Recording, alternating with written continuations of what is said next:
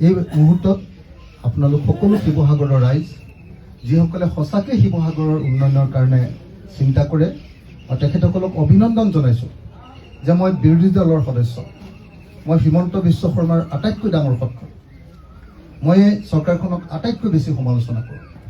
কিন্তু যোৱা 5টা বছৰত মই এই শিৱসাগৰৰ কাৰণে কি কি কাম আনিছোঁ আপোনালোকে মনত পেলাওক। 1 নম্বৰ আনিছোঁ ৰংঘৰ প্ৰকল্প 142 কোটি টকাৰ। ভাল হয়নে নহয় কথাটো? আপোনালোকে মনত পেলাওক দেই, অসম চৰকাৰে কয় যে অসম চৰকাৰৰ আটাইতকৈ ডাঙৰ প্ৰকল্পটোৰ নাম বটদ্ৰৱা প্ৰকল্প, আৰু দ্বিতীয় ডাঙৰ প্ৰকল্পটোৰ নাম ৰংঘৰ প্ৰকল্প। আৰু এইটো শিৱসাগৰীয়ান হিচাপে আৰু শিৱসাগৰৰ MLA হিচাপে মই গৰ্ব অনুভৱ কৰোঁ যে অসমৰ 2 নম্বৰ চৰকাৰখনৰ আটাইতকৈ ডাঙৰ প্ৰজেক্টটো আমাৰ শিৱসাগৰলৈ মই আনিবলৈ সক্ষম হৈছোঁ। বহুতে কয় যে বিৰোধী পক্ষৰ বিধায়কসকলে কাম নোৱাৰে। ওচৰতেতো আমাৰ চৰকাৰী পক্ষৰ বিধায়ক প্ৰদীপ দা আছিলে, প্ৰদীপ হাজৰিকা ডাঙৰীয়া আছিলে।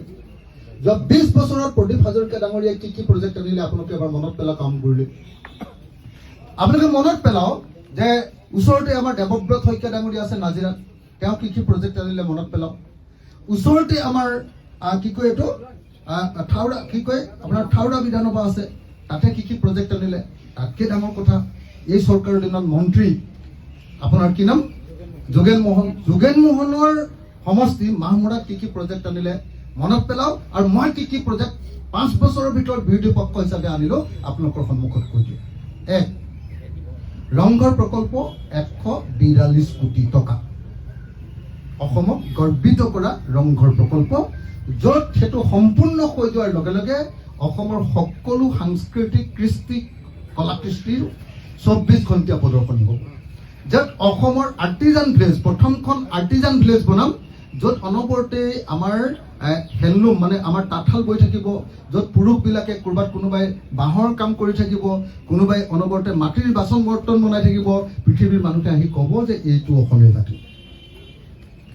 তেনেকুৱা 142 কোটি টকাৰ প্ৰকল্প আনিছোঁ, য'ত 566খন গাড়ী ৰ'ব পাৰিব প্ৰথম আহিয়ে। এতিয়াতো শিৱসাগৰত গাড়ী এখন ৰখাবলৈ ঠাই নাই। পাৰ্কিং প্লেচ কৰিছোঁ 566খন গাড়ী, তাতে পাৰ্ক কৰিছোঁ। ডেকা সৰু ল'ৰা ছোৱালীখিনিৰ কাৰণে পাৰ্ক, বয়োবৃদ্ধ মানুহবিলাকৰ কাৰণে পাৰ্ক, আৰ্টিজান ভিলেজ কৰিছোঁ, ফুড কোৰ্ট, এয়াৰপৰ্টত যেনেকৈ ফুড কোৰ্ট থাকে ফুড কোৰ্ট কৰিছোঁ। 142 কোটি টকাৰে সেইটো কৰিছোঁ।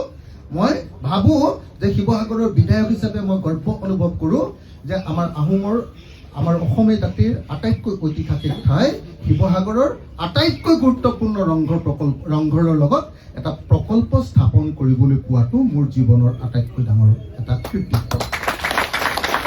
দ্বিতীয় বস্তুটো হ'ল যে এই জিলাখন ইমান পুৰণি জিলা, কিন্তু এই পুৰণি জিলাখনত এটা খেলৰ ডিষ্ট্ৰিক্ট ষ্টেডিয়াম নাছিলে।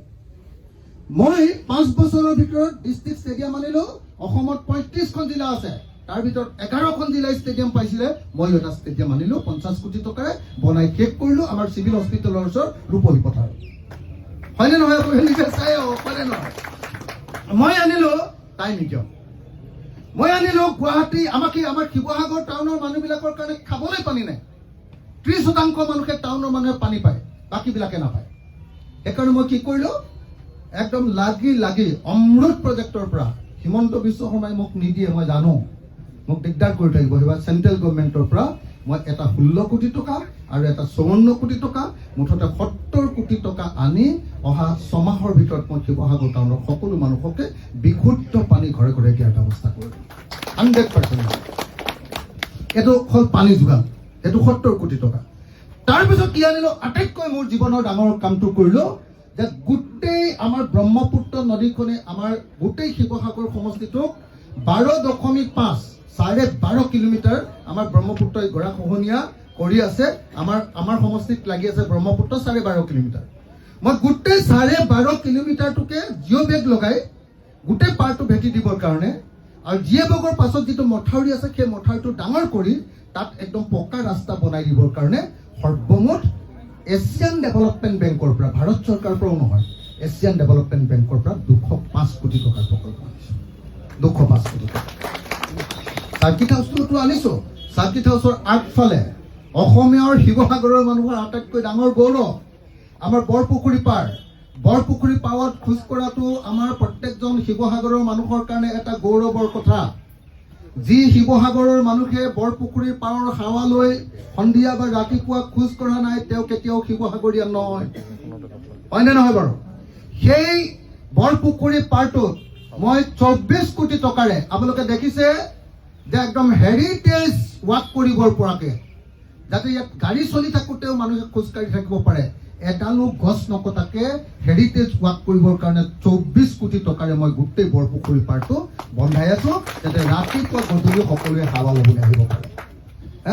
প্ৰথমতে চাওক দেই, ৰংঘৰ আহিব, ৰংঘৰৰ পৰা তলাতল ঘৰ যাব, তাৰপিছত শিৱদৌলত সেৱা ল'ব, তাৰপিছত শিৱদৌলত সেৱা লৈয়ে টাই মিউজিয়ামত আমাৰ গোটেই অসমীয়া জাতিৰ ইতিহাস চাব। টাই মিউজিয়ামৰ পৰা ওলাই আহিয়ে বৰপুখুৰীৰ পাৰত এনেকে এপাক ঘূৰিব। বৰপুখুৰীৰ পাৰত ঘূৰোতে ওচৰতে থকা আকৌ কি যমুনাখন চাফা কৰিবৰ কাৰণে 10 কোটি টকা দিছো। আপোনালোকে দেখিছে যে পানীত নামি এখন কি বুলি কয় ফকলেণ্ডে, ফ্লটিং ফকলেণ্ডে এতিয়া গোটেই হেৰিখন খান্দি আছে। এতিয়া নেশ্যনেল হাইৱে কিনাৰটো খান্দা মোটামুটি হৈ গ'ল, দেখিছেনে? এবাৰ চাই আহিবচোন, নেশ্যনেল হাইৱেৰ কিনাৰটো মই খান্দি শেষে কৰিলোঁ মোটামুটি। তো এইটো খান্দি গোটেই যমুনাখন চাফা কৰিম, গোটেই যমুনাখনত নাও চলাম, গোটেই যমুনাখন মানে আপোনালোকে চাব যে ৰংঘৰত নামিব, তলাতল ঘৰলৈ যাব, তাৰপিছত শিৱদৌললৈ আহিব, বিষ্ণুদৌল আৰু আপোনাৰ কি দৌল, দেৱী দৌলত সেৱা ল'ব। তাৰ পাছতে তেওঁলোকে কি কৰিব, আমাৰ ৱৰ্ল্ড ক্লাছ আমাৰ টাই মিউজিয়ামত সোমাব। তাৰপাছত এই পুখুৰীৰ পাৰে পাৰে এপাক ঘূৰিব, পুখুৰীৰ পাৰত ঘূৰাৰ পাছতে কি কৰিব, যমুনাত গৈ নাও খেল খেলিব আৰু নাও খেল খেলিবৰ সময়ত আৰু এতিয়া আমি এই জেলখন ইয়াৰ পৰা স্থানান্তৰ কৰিম। সেই গোটেই ছাইডটো টাউনৰ মানে কি কয় নেশ্যনেল হাইৱেৰ কিনাৰত লাগি থকা টাউনৰ গোটেই ছাইডটো পাৰ্ক কৰি দিম, একদম ডাঙৰ পাৰ্ক এখন। গোটেই শিৱসাগৰৰ মানুহে একদম হাৱা ল'ব পৰা ডাঙৰ পাৰ্ক এখন বনাবৰ কাৰণে মই প্লেন কৰিছোঁ। আৰু তাৰ কাষতে এই আনন্দৰ বুঢ়া যিখন পাৰ্ক আছে আমাৰ টাই মিউজিয়ামৰ লগত, সেইখন মই ডাঙৰ ধুনীয়া চিলড্ৰেন পাৰ্ক, অত্যাধুনিক চিলড্ৰেন পাৰ্ক কৰি দিম। এইকেইটা কৰি